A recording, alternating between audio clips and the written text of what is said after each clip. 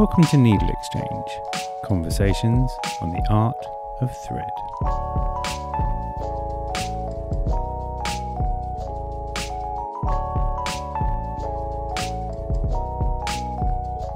Jane Sanders, also known as Stitching in the Kitchen, has made a name for herself with her machine-embroidered, mixed-media pop portraits. I've been a fan of Jane from the moment she appeared, and her ability to capture the essence of her subjects, many of whom are famous and much loved around the world, is truly sublime.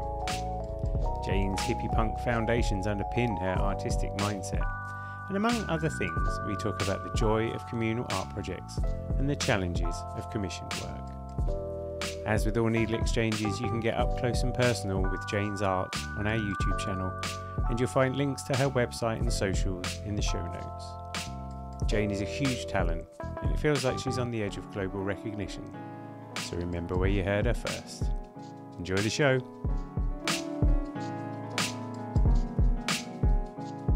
Are you no longer stitching in the kitchen? No, I've moved house, but ironically, now I've got like the spare room that's like but it's actually bloody smaller than what I had before. Because when I was in the kitchen, I could like spread out over all the countertops and the kitchen table, and now I'm confined. So really I've shot myself in the foot. But I still call myself Stitching in the Kitchen because it still represents, I think, the fact that you can make beautiful things, but you don't need this flash git white Instagram studio. You can still make it in a domestic setting. The corner of your bedroom, the cupboard room where I am now, wherever. Is it because you're a punk? I'm either a punk or a hippie. I'll let you decide which one. Because it's interesting, isn't it? Because by saying Stitching in the Kitchen, I'm going to sound all serious all of a sudden, but by saying Stitching in the Kitchen, you're grounding yourself. You're going, do you know what? I'm not frou-frou ha-ha. I know. I'm keeping it real. And I feel like keeping it real is part of your thing. I think it is, because I hate pretension in art, and ultimately you're selling a luxury item in a recession. So it's like you can't, it really bugs me when people go on and on about abstract art and, you know, how you've got to understand it and, you know, this kind of like Brian Sewell type talk. Really, if you're making something and you want to make a business out of selling it, it's got to look good on someone's wall. We can all go into the Tate Modern and see these like highly like theoretical pieces. Do you want it on your wall in the bedroom? No, you don't. So life's serious enough. You haven't got to like, you know, go around banging your head with a hammer, have you? I love that you use that voice. I use that voice quite a lot myself. Yeah. It's a perfect one to talk. How are you? Yes, I'm all right. I'm perpetually tired like every other person in this country. But no, I'm good. I'm excited about the work that I'm doing. Things seem to be ramping up. I'm getting more sales. I'm getting a few more works in exhibitions. Because despite doing this for 5 years, it's slow. The process and the progress of it is slow. Because I think ultimately I do pop art, and it's hard for people to take pop art seriously. Interesting. Yeah. Yeah, so you got the double blow of doing pop art and then doing textile art. Yeah. But I see that as good, because really what you're always trying to do is create something that nobody has ever seen before. You're trying to make a unique item. So, I mean, I don't know how many people have seen like a sewn picture of Elton John. So, you know, in many ways you've got a unique item there. But yeah. So it's like a sort of Rage Against the Machine situation where you've got the industrial art complex and then you've got you. Yes, I think so. And I think it's just hard to make a living out of art, and I think it's hard to get yourself seen anyway in life. But I'm getting there. Yeah, I feel like you are. Like I scrolled back through your Insta all the way back to 2016, and it was like the momentum's definitely there, because what you've done 3 of your own shows? I've done 3 solo shows in the Northeast, yeah. So they were the ones that I just did off my own back, like bollocks to this, I'm just going to do an exhibition myself. And then a lot of that stuff sold. And then as I got more known, as I was doing a piece, thankfully, it would sell. So now for me to do a solo show, it's quite hard to build up stock, because now I'm like financially reliant on it. I can't just say, oh, do you mind if I just keep this picture for like a whole year? you know, until this exhibition comes up. So I just sell as I go. And that's all right. I'm okay with that. And I like being in group shows, and competitions are good when they come off. So, yeah, so that's fine.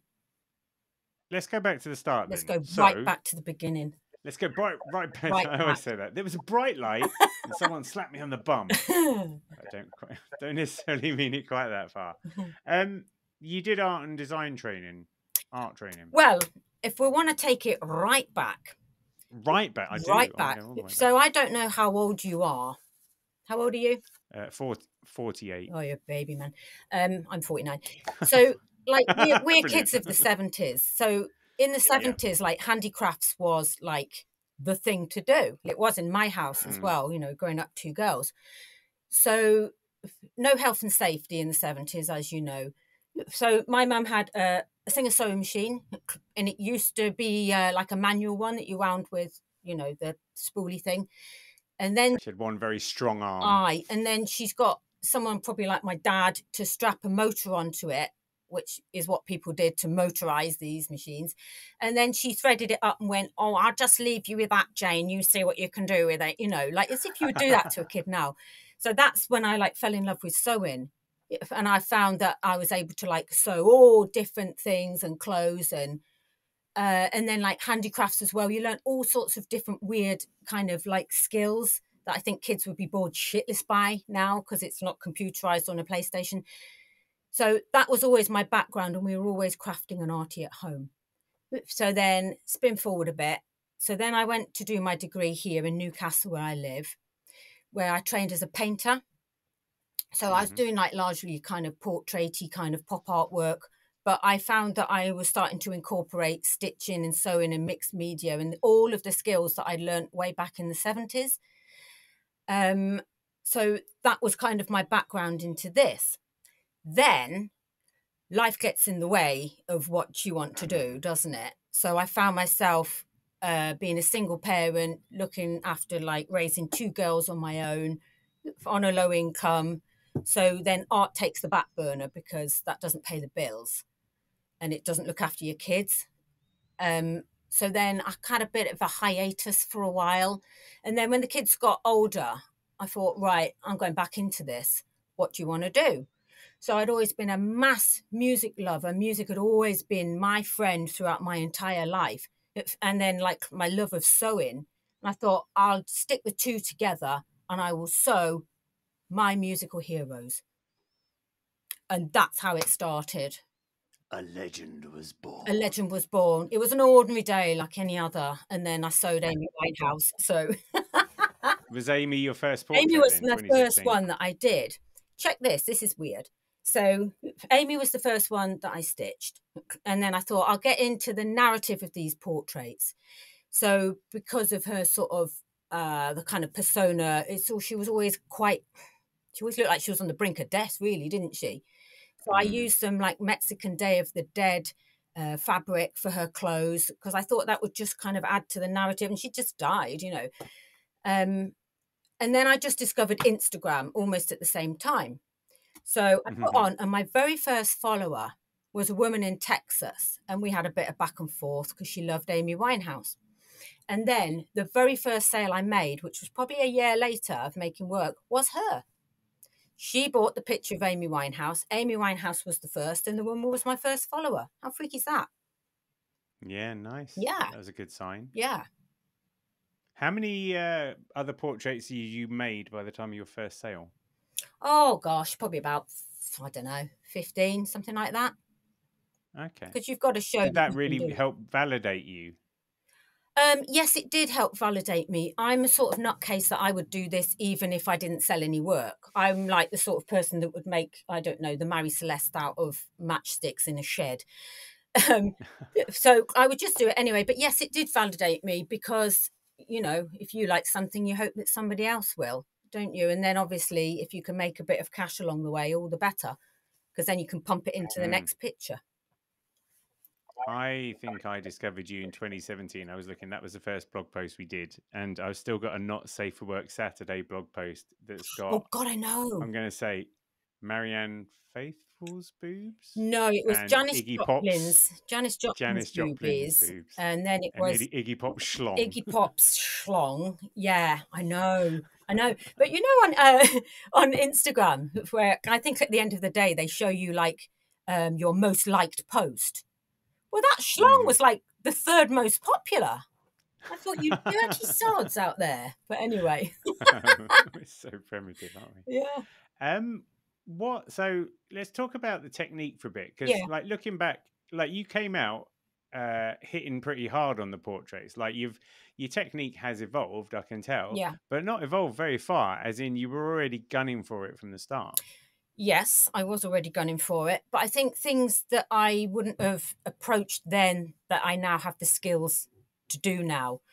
And also, I suppose something that I've developed is like sewing with more unconventional materials, because I think just because you say I'm a textile artist, it doesn't necessarily mean that I only sew with fabric.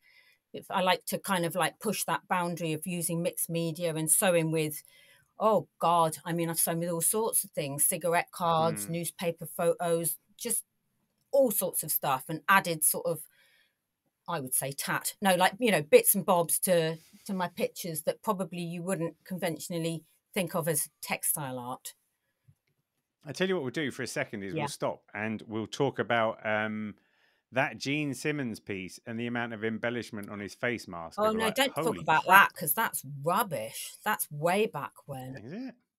Yeah, but I mean, from a it was just really intense. Like, it's one of those things that you don't appreciate. And then I was looking at it, I was just thinking the amount of embellishment put on that. I mean, you must have a sense of structural engineering, I think.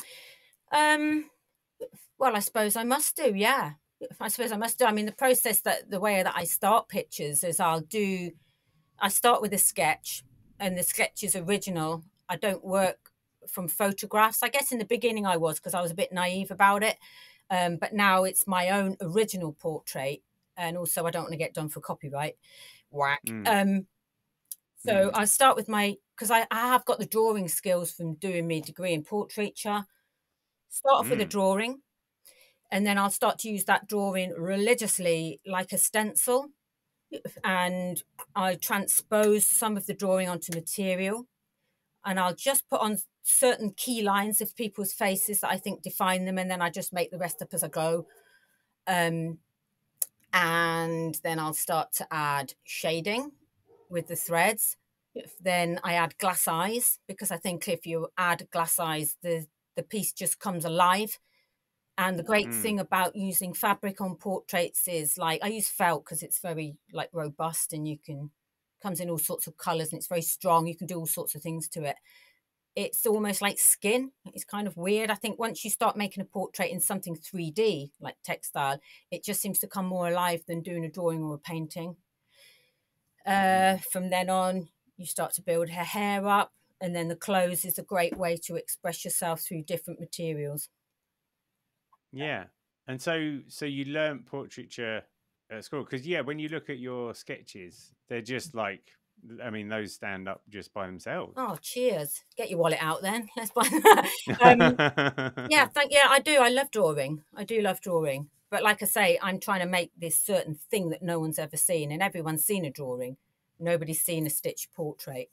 So, because that's what's the thing that struck me as well, is that it's like your character building. I mean, your character building of people that people are aware of, but you're telling a version of them, aren't you? And yeah, I'm trying to show them like a different light. So who should we talk about? Say someone like Kate Bush. So everyone's seen Kate Bush. We all know what her face is like. But I want to show her in the way that I see her. And if I see her this way, other people will relate to it. So in my mind, if I think of Kate Bush, I think of, like, she's very mystical, she's very magical. And I think of her hair, like her crazy hair. And then I was starting to think about that phrase that they say about women, where they say, oh, you've got bird's nest hair. So I thought, right, let's have this. And so I've sewn her face, and I've sewn her hair going up. But then on the top, I've created her hat, I guess. And it's a bird's nest. So I made a bird's nest, with, like, kind of using the skills that I learned in the 70s, you know, when you would learn weaving or something like that. So I actually physically made her a bird's nest out of twigs that I just collected when I'm walking. And then it even has moss inside. And then it has, I think they're quail's eggs, the tiny little eggs that will fit within this bird's nest that I've like strengthened up. So whilst that's largely nest, it's still a textile piece because the basis of it is textile, and because I say it is. And then it's mounted on material, and then all of my work is box framed under glass because they're textile. They would just collect dust, and they're quite delicate, really. So that's great. And then what was good, I really enjoyed doing the drawing for that. It was quite a powerful drawing that I could work off. So I managed to sell the picture off the drawing. Somebody reserved it just off the drawing, trusting that I would do a good job. So so that's the sort of example of like trying to see somebody in a new light, in a different light. And is it like an iterative thing? So when you make Brian Sewell. Yeah. I know. I should talk about it like this. No, so when you make something, like say you do a nice phrase or something, or you make something for someone, as part of the process, you can't help but reflect on the subject. That's right. So you've made Kate Bush and you've made her in that way. Yeah. By the time you've gone through and made the process, has your appreciation of Kate Bush changed? I love Kate Bush anyway, but as I make the work, I tend to listen to the music of the artist that I'm sewing. Because I don't know why, but part of being a hippie punk is that I think somehow magically it sews into the fabric. But it's like there was someone, I can't remember who it was. Was it someone like Linda LaPlante, one of them female crime writers? She said when she writes about the 1960s, she plays 1960s music because it seems to strengthen her writing, right? So if I'm doing like Robert Smith from The Cure, then all I'll play is The Cure as I'm doing it. And it just seems to inform the piece more. I think it does. It might not, but it's a good way of learning. No, 100%. I think that makes sense because you're trying to do your version of an artist. And in order to do them justice, you've got to consume their art at the same time, right? Yeah, that's right. Because there's only one piece of work where someone's asked me to do it. And I just couldn't frigging listen to the music because it was so awful. I'm not going to say who it was, but it was a rapper. And that bleep it out. Yeah. Right. And I just thought, I just can't listen to this. And like, whilst she really loved the piece, I didn't think it was so successful because it didn't seem to have so much soul, in my opinion. But I'm sure she loved it. Yeah. Weird, isn't it? That's interesting. And do you have a sense of responsibility, do you think, when you make a portrait of someone, even if that person's never going to see that portrait? What do you mean, a sense of responsibility to who? The artist? Maybe. No, not at all. I don't have a responsibility to them. I just have to do the best piece of work that I can do. I've got a responsibility to myself not to muck it up, because you're only as good as the last piece you did, aren't you? Yeah. And do you does one piece come along and then you have to do that until it's done and then the next one comes along? I don't mix. Or do you have ideas floating? Well, right. No, it's like eggs. It's like producing eggs. So I'll be sewing a piece of work. So I might be doing Shane McGowan. And then just as I'm nearly finishing old Shane, I'll be thinking, oh, let's do Ian Jury. So it's like a constant flowing of things, of constant ideas. So just as one's finished, I'm popping another one in. Does that make sense? I don't have a time where I'm not thinking about it. I don't have a time where I haven't got the next idea. Imagine that. Imagine not having any ideas. God, that's scary, isn't it? Just drop dead, wouldn't you, really? What's the point? Yeah. Do you have ones that stick out as being extremely pleasurable, Kate Bush notwithstanding? Yeah. Who are some of your faves? Oh, God, my favourite, right, is the Paul McCartney piece. The biggest, the biggest portrait I've ever done. I think Paul McCartney is a member of my family. He's not, he's not just, this is why I love doing musicians, because music is so important to people. It's like, if you love Keith Richards, maybe you love him more than your wife or something. People feel personally connected to musicians because music is personal and music stops people feeling lonely. And music, got to sound like Madonna, brings people together. But it's like, I really love fans. I love like fan culture, and I love fan forums. because like, I'll talk about the Nicky Wire piece in a minute with the Manic Street Preachers. I mean, that was an entire, like, forget it, I'll talk about it now. No, do it. Right. So I love the Manic Street Preachers. Like, hello, I'm Jane, and I love the Manic Street Preachers. My name is. And I'm obsessed with Nicky Wire, and I loved it how when fans sent him things, he's good enough to like put them on his jackets or put them on his guitar strap. I thought, what a thrill that must be to like send him a badge and then you see it and he's on top of the pops and he's wearing it, you know, because like really music stars are kind of like, you can't get anywhere near them, but he seems very like into his fans. So I thought, right, I'm going to make a massive life-size portrait of Nicky Wire, but with a black jacket, just a black jacket. And I'm going to go on the fan forums of Mannix and I'm going to ask people, will they please make me something to sew on this jacket? It can only be, I don't know, say like 3-4 inches, no bigger than that. But if you want to sew it, I'm going to sew it on the jacket. So if you want to make it out of material fab or make me a badge or make me something. And I thought, if people do it, great. If not, I'll make them myself. And I was just got like this influx of people going, oh, this is wonderful. I'm just going to, and like sending me tiny little cross-stitched Welsh dragons and photographs to sew on and badges that they'd made. And they're kind of like an arty band anyway, so I think the fans are arty. But not only, Jamie, did I get all of these things, I got like letters.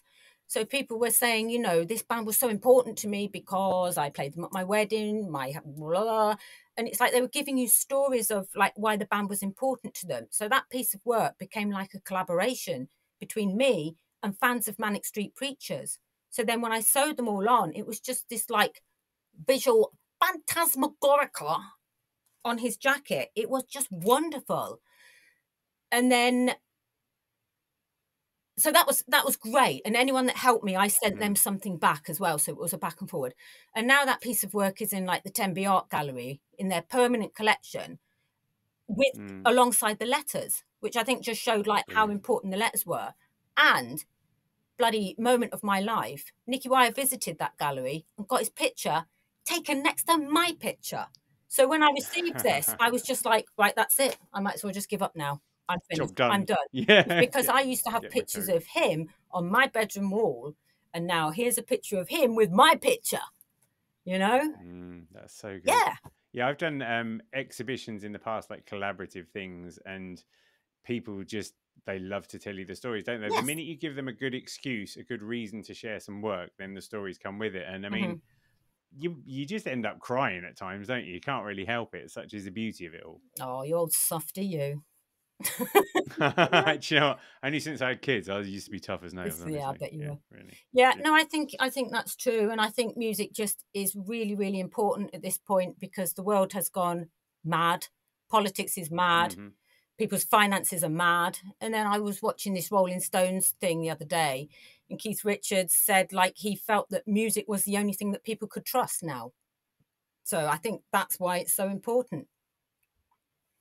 I mean, I think, yeah, it's quite hard, isn't it, to sort of peel away, because I would still question if people can trust anything in which Cardi B is partnering up with the guy from Maroon 5 or whatever. Do you know what I mean? There's still like the engineered versions of you don't, yeah, but you have the choice. You don't play Cardi B if you don't like Cardi B. No, that's true. Yeah. And I mean, I love a bit of music. I think there's something about art when it's not like strongly commercial. Do you know what I mean? I think that's almost to the point we started off talking about. I think so, but people... yeah, I don't like music snobbery. If someone really loves Gary Barlow, you go for it because that talks to you.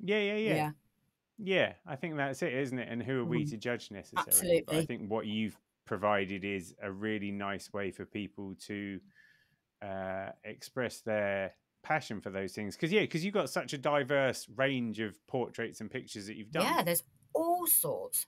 Absolutely all sorts. I mean, I've gone from like, I've got David Bowie. I think I've probably done about 3 or 4 portraits of him, which is great for me. And then on the other side, I mean, somebody asked me to do Rick Astley a while ago.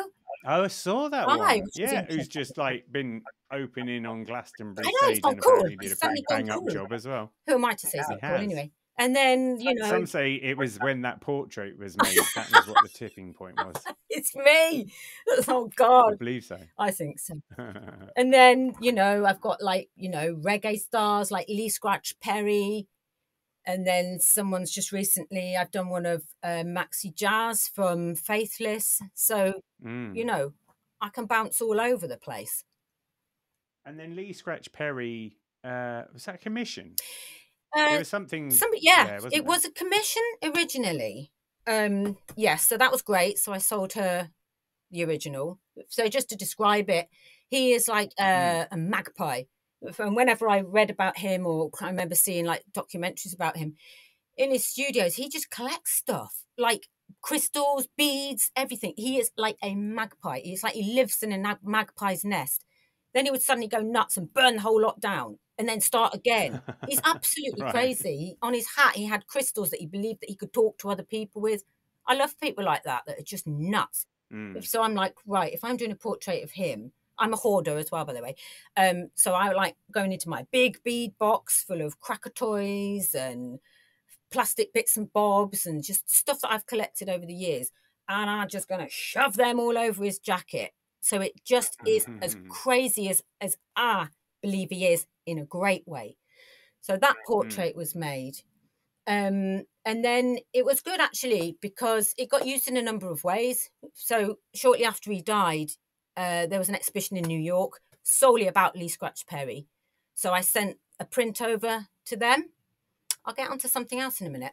So I sent a print over to them, and it was obviously quite a well-known New York area, because there was a picture of Susan Sarandon stood in front of it, which was yeah. So I was a bit like, woo, Thelma and Louise.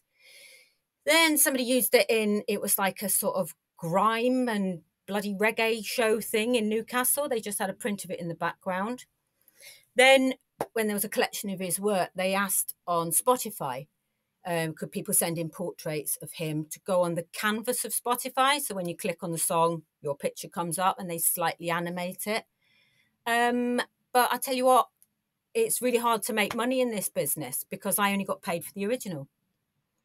So like out of all of those things, so this is what I mean. This is what I think it's quite important to explain in the world of, I mean, it's largely, you know, the world's ruled by Instagram really, isn't it? Whilst I can look quite successful financially, it's a different kettle of fish. And you've got to be careful looking at people on Instagram in the white studio with the hair up, with the paintbrush stuck in it, looking thoughtful at their picture. It's like, what's actually really going on there? I think it's more important to just be real about it. So whilst I've got all that coverage, I didn't get paid by Spotify, didn't get paid by the gallery, didn't get paid by the grime show.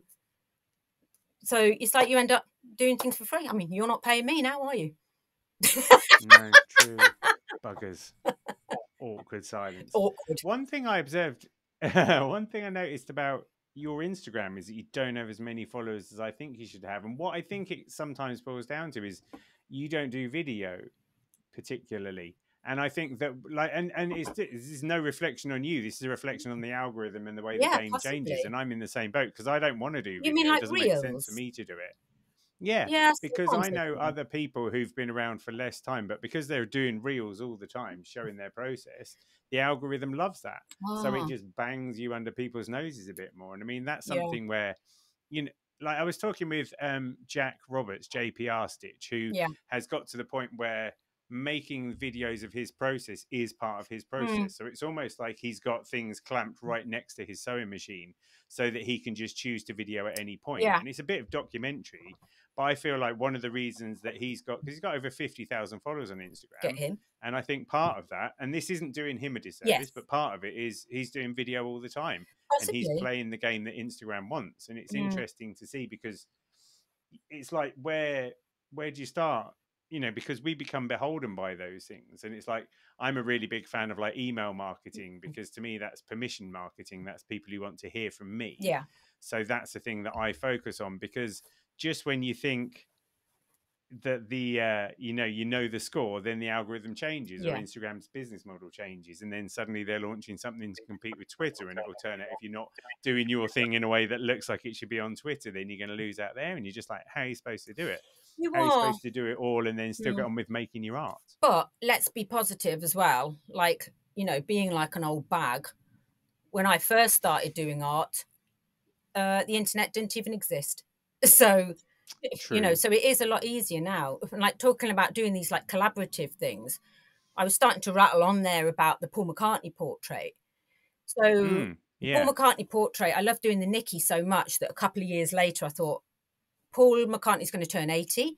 If I want to do something to celebrate his life, he is a member of my family, I think. So I did a huge portrait of Paul, and the whole crux of the piece was that he's the most prolific writer of songs, love songs, that this country ever produced. So I depicted him doing that heart symbol, you know, that people do with their fingers. Yeah. In this jacket, and I was going to cover the jacket psychedelic style with hearts. So I'm like, right, well, I'm not ever going to have enough hearts because this piece of work's bloody huge. So I put it out there to all Beatles fans via Instagram and my other one and Twitter, and I'm on Facebook as well, and saying like, will you send me a heart? If you send me a heart, I'll send you a little card back, a little card of the drawing of Paul. So I thought, once again, no one's going to bother with this. And then I got about like 70 or 80. But these are like from all over the world. So whilst like Instagram, you know, is sometimes a bit hit and miss, it's bloody great for that and connecting people. You know, I was getting hearts sent from Australia and, you know, the most far-flung places in the world. It was crazy. It cost me a fortune in postage to send the card back. But it doesn't matter. And now, you know, the piece is done and it's my favorite piece that I've ever done. It's my absolute favorite.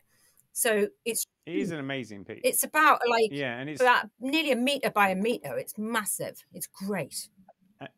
And it's so full of love. And I think that the love comes through on, like, all of your pictures are full of love, though. I mean, that's one of the things, you can't not smile when you see the portrait. Oh, that's nice. That's a good compliment. I'll keep that one. Don't know when the next one's coming. So I'm really pleased anyway, because that portrait's got in the New Light exhibition. So the New Light exhibition, prize exhibition, is only for artists in the north of England, all the way from Liverpool across to like the northeast. And I've been after this competition for years. I've entered it for years and years and years. And I almost enter it just for a bit of a laugh now, just to kind of, let's throw £20 down the drain. But this time they've accepted it. And it starts off in Birkenhead, tours to London, goes to Harrogate, to the biscuit factory here in Newcastle. So I'm pleased as punch. And also I need to get it out of the house because it's big and we haven't got anywhere to put it. Yeah, I wondered whether you were gonna, you know, I always wonder if like people like Henry Moore, I mean, obviously he's probably got his own studio, but you know, people who do like massive soft sculptures, and they're like, there's an artist who she would do like life-size bears. I've got like 6 bears in my lounge now. Where am I going to put I would be those? asking, so, how big is your loft hatch? Well, indeed, just imagine that. And then one day the grandkids go upstairs and your loft's filled with these bears all covered in like cobwebs, all rotting away. That'd be amazing. Tell me about your sewing machine. Are you still using the same sewing machine you started with? I am. So this sewing machine is it's called Singer Fashion Mate from like the 1960s, and on it it's got a logo of like a little special 1960s lady making a curtain or something. So I bought this from a market in Newcastle in 1993, which is now demolished, and it was 50 quid, and it's the last sort of like cast metal machine that Singer made, so it weighs a frigging ton. So whenever I get it serviced, it's like to try and get it into the car. So I mean, and then probably I've been using it for about 20 years, and then suddenly like bang, that was it, and all the lights went out in the house, and I thought, oh shite, what's going on here? And then replugged it in, bang, same again. So I took it to this little old man that I've got that fixes it, and he said it wasn't earthed. I know. So I could have like killed myself, never mind like the house lights going out. Anyway, so he's earthed it for me, thank God. And I've been using it ever since because, right, it's fixable. It's quite slow, which is good if you're doing meticulous things. all I've got is forwards, backwards, and a zigzag stitch. The foot is fixed.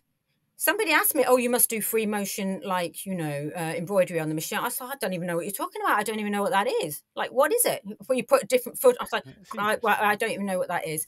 So I just use a fixed foot and go really slowly. And I can't imagine using another machine because it's not broken, is it? And also, this machine's been knocking about for so long. I mean, what would I have been then? Like 20 or something when I bought it? 22? I don't know. I can't do the math. And it's like, that is like part of the furniture in our house. It's been in every house that I've ever moved to.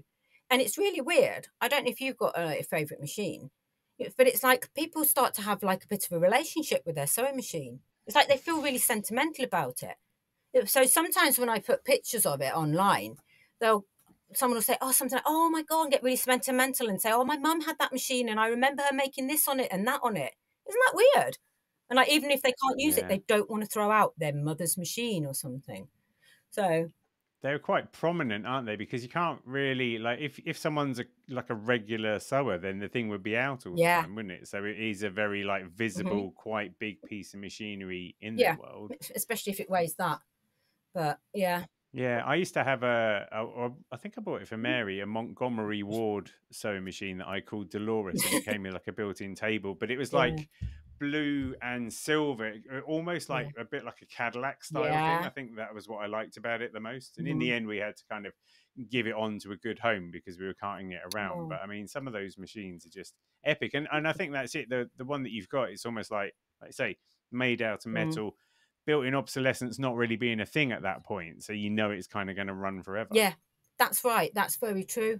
But I think it's weird as well because, like, when I'm doing portraits of people, I think it's like 1967 to 69. But it's like I did a set of 4 portraits of the Beatles in 1967, where they all had the same formatted shaped jacket, but all I did was change the jacket and obviously the Beatles. So it gave this impression that they were like brothers, you know, because they were all the same.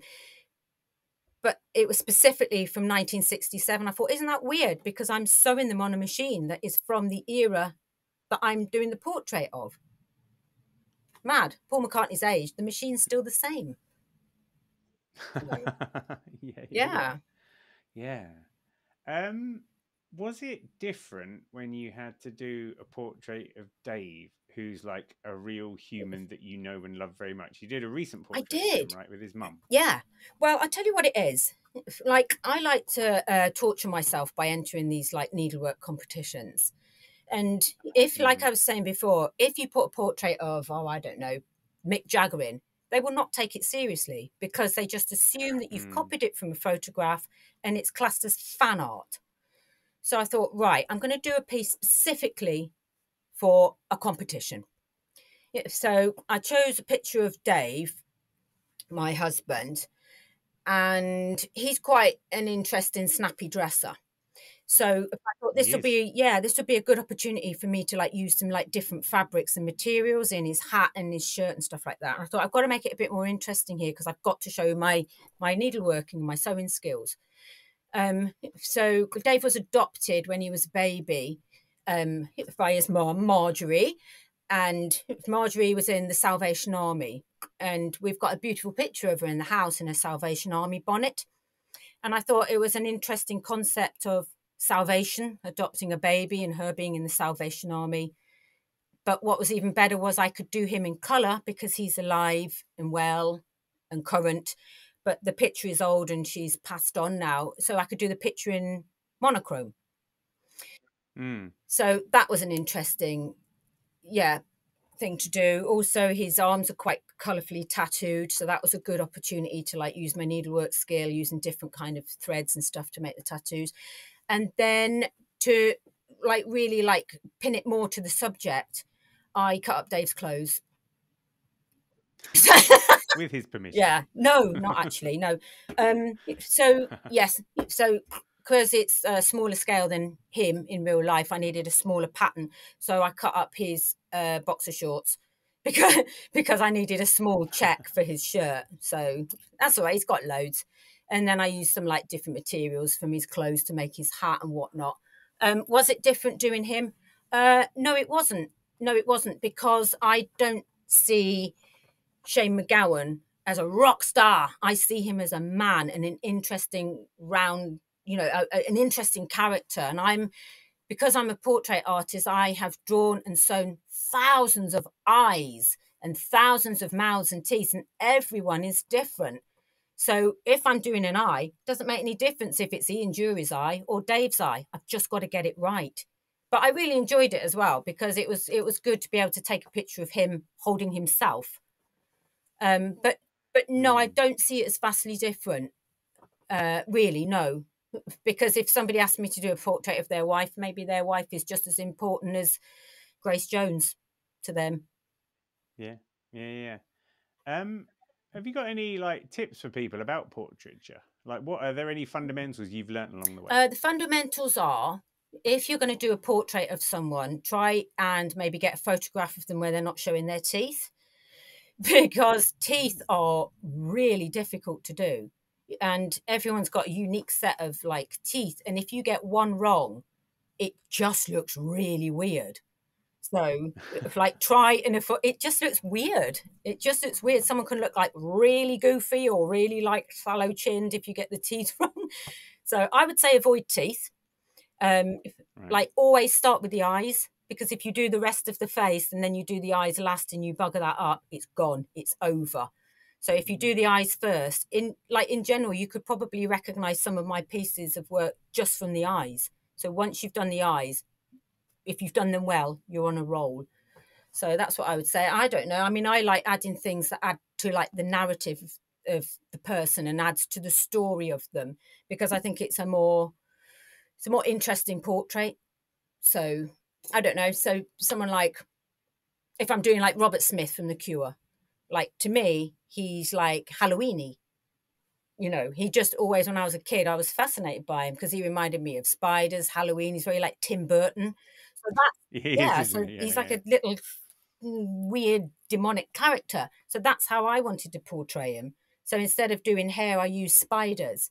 So I've machined his face, and I've given him a shirt that is orange and black striped, which is your traditional Halloween colors. And then his hair from afar just looks like his crazy backcombed hair, but when you get close, it's all made up of plastic Halloween spiders that you would get in like party packs and stuff. So that would be my advice to someone. Try and make it interesting. Try and find out a bit about the person. If they like nature, maybe portray them in flowers or wearing flowers, for example. I was quite taken by your John Lydon portrait, the one with the yellow background. Oh yeah, because it was quite minimal, I thought, and that was what is interesting. Well, after I was starting to do, like, most of my pictures are about 12 by 16, and that includes maybe their head and their shoulders, like part of their clothes. And then I had a scheme. I thought, well, I think I'm just going to do some with the face, because I was starting to like rely on the money from this, and I thought I can knock them out a bit quicker if I just do a facial study. So that was the first one that I did. So I just merely did his face, and I just did a collar. So that was the point of that. And it does look good, and it does work because it's on a bright yellow background, and you already associate him with yellow because of the Nevermind the Bollocks.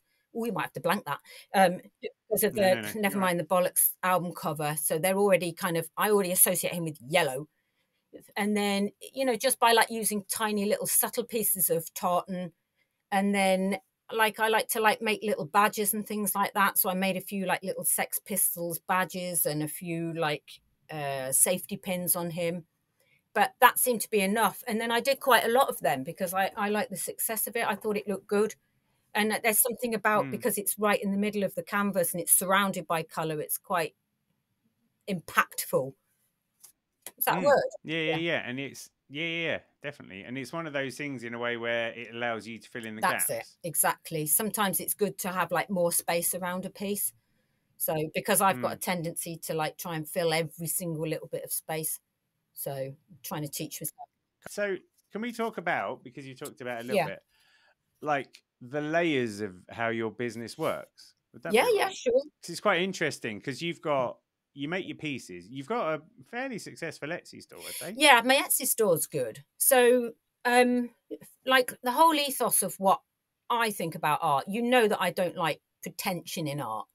So I will sell the original. So some of my work is commissions where people ask me to do a portrait of someone.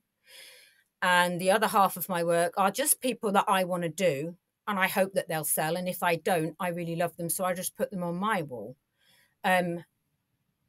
Even by selling the originals, I can price them at what I think, but I'm really keen on selling to fans because I know that they really love that picture. So if they want to pay me £50 a month, that's absolutely fine. I'm bang up for that. And if they miss a month because they need their bike fixing, that's also good. That's fine. I don't mind. I would rather people just had the work, and I would rather that work was affordable than turn people off. Then, so for people that maybe don't have that amount of money or the original's gone, I sell like the giclée prints, the fine art prints. Is that how you pronounce I'm it? not sure. Giclée.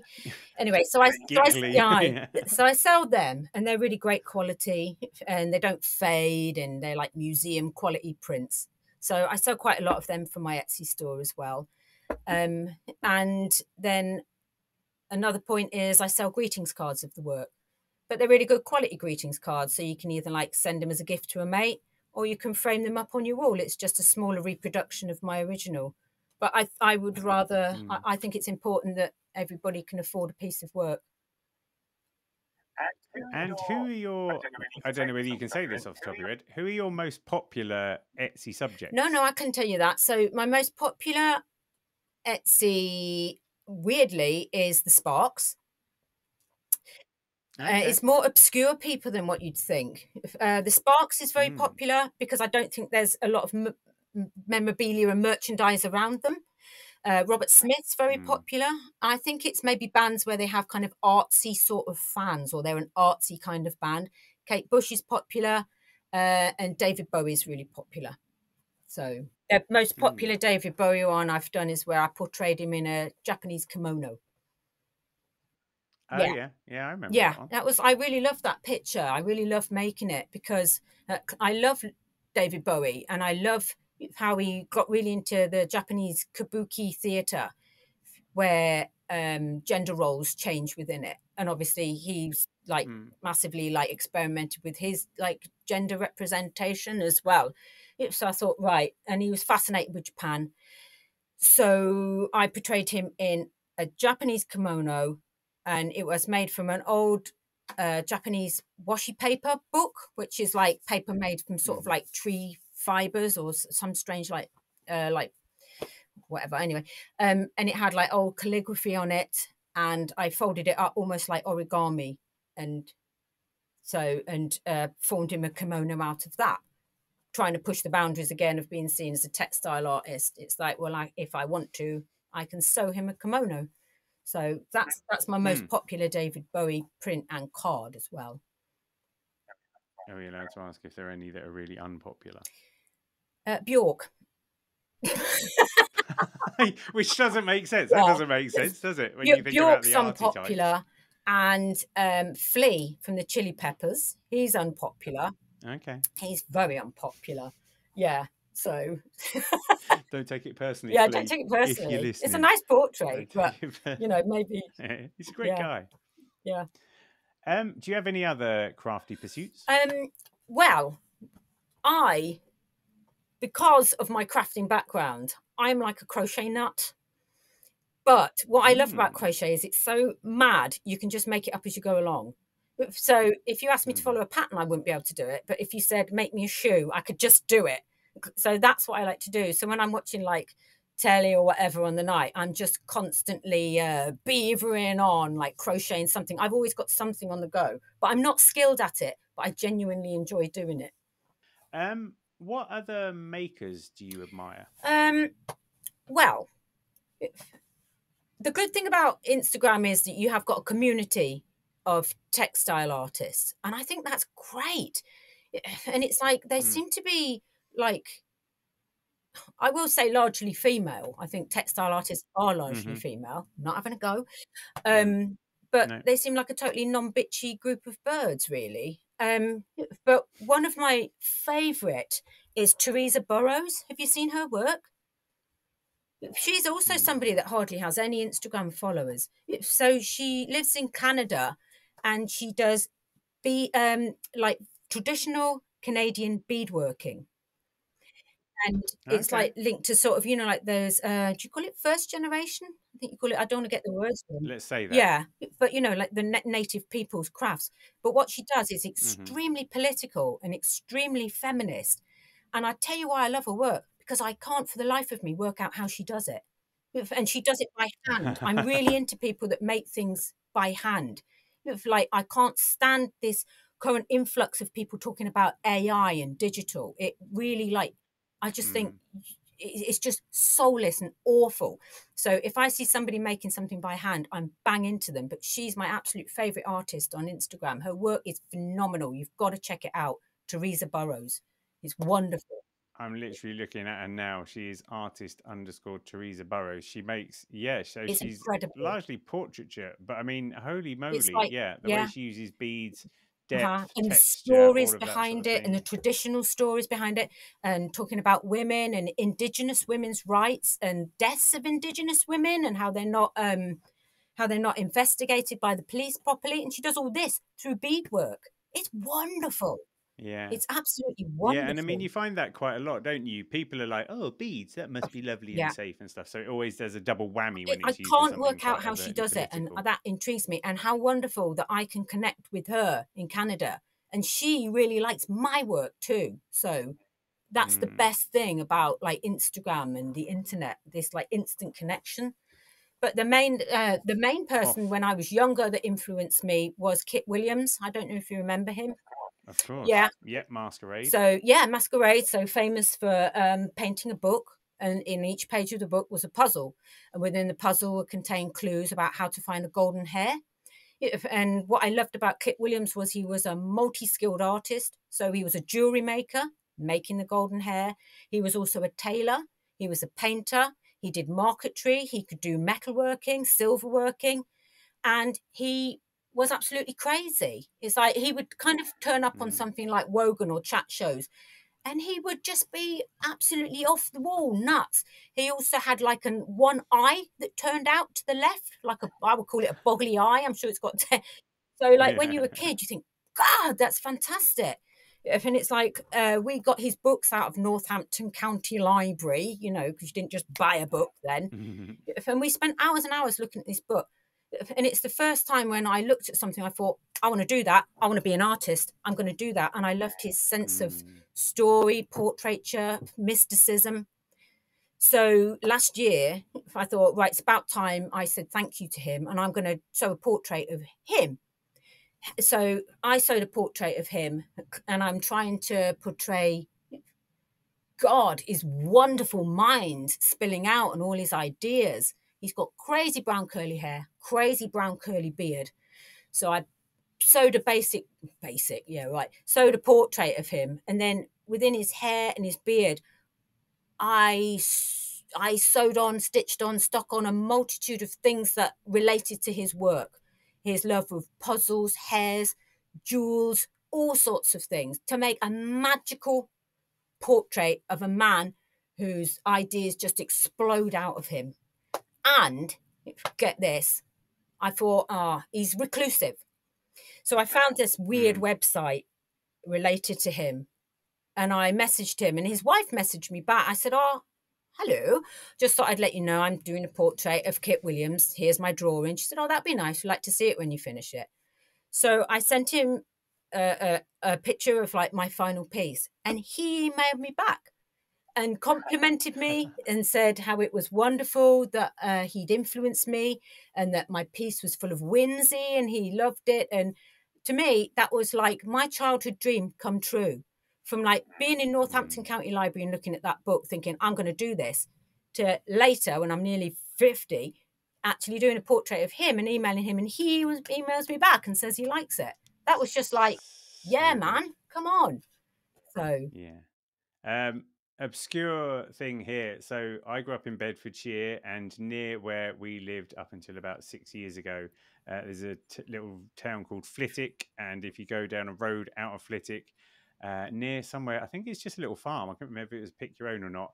there's a hedge that's got a hair cut into it, and I think that's where Oh, he left the thing. So like we've driven past oh, that a few times. wow. Oh, how Yeah, wonderful. Yeah. Because when he hid it, he quite. put a cow pat on it. Yeah, did he? Just like, you can have that fact. That's yours. To really Yeah. throw people off the scent, quite literally. Yeah. That's an amazing story. Right, I'm going to come down to my 4 big questions now. The big, because we haven't had enough big questions. I think these are going to be quite hard in some ways. I'll start with an easy one. What's your favourite book?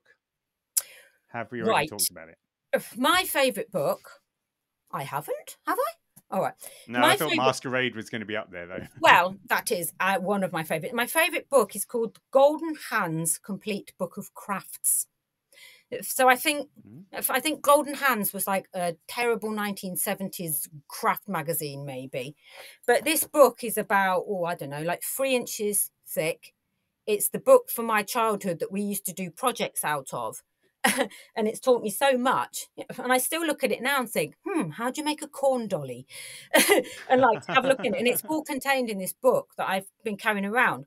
But because the book is so thick, I often use pressed flowers or pressed feathers, all sorts of things. So I grow a lot of plants and I think, oh, that'll probably do for something in the future. So I press all my flowers in this book and it's held together with elastic bands. So, yeah. Amazing. Slight. Oh, look at that. Yeah. Slight weird fact. I did a show recently about endangered crafts, and Yeah. according to the Heritage Crafts Organisation, corn dollies is. I think they're just endangered. I don't think it's critically endangered, but they're not as Yes. common as they need a bit of a revival. I think they're pretty sweet. I think they're wonderful. They're great. There's somebody online that I bought a couple from, and they're so complicated. It's unbelievable. I've got one here in my studio that I look at. So yeah. It's the original cornrows. Okay, favorite film? I think my favourite film, I've got a few, but I'll just pick one. So I love the film about Ian Dury called Sex and Drugs and Rock and Roll. Because number one, I love him.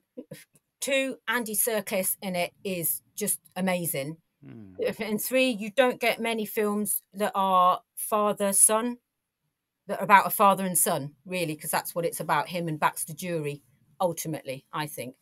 And I love him. I love the music in it. The acting's great. It's fab. I've seen it about 14 times. I love it. Awesome. He's my Okay, and hero. now the big one then. Favorite album?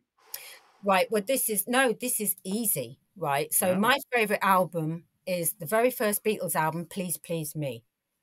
And I'll tell you for why. So my parents were very old when they had me. So they're basically like from the war. So they were frugal people. So my dad wouldn't buy anything that was extra. So my mum carried around 5 albums with her from her youth, I guess. And it was things like South Pacific and Mario Lanza. And one of them was Please Please Me. Her brother used to work at EMI and he got her like a free copy.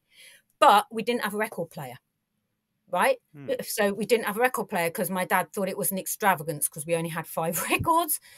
So all through when I was like little, I used to look at this album and I memorized the songs on it and I memorized who wrote the songs and their faces. And this is when I fell in love with Paul.